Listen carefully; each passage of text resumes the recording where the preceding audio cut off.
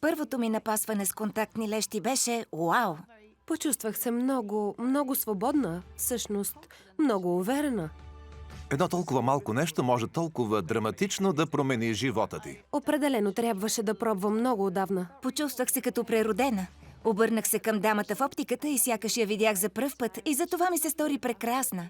Споделих с очния специалист всичките си притеснения. Мислех си, няма начин тази контактна леща да стои върху пръста ми и да успея да си я сложа. Мисля, че бях малко притеснена, че трябва да докосна окото си. Отворих очи, погледнах в огледалото и помислих уау!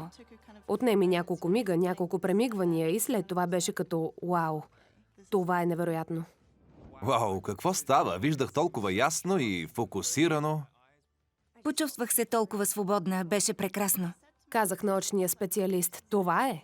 Бързо се научих да поставям лещите си. Всъщност се оказа доста лесно. Все още се хваля с доброто си зрение пред приятелите си. И това беше само началото. Ей, готови ли са за контактни лещи?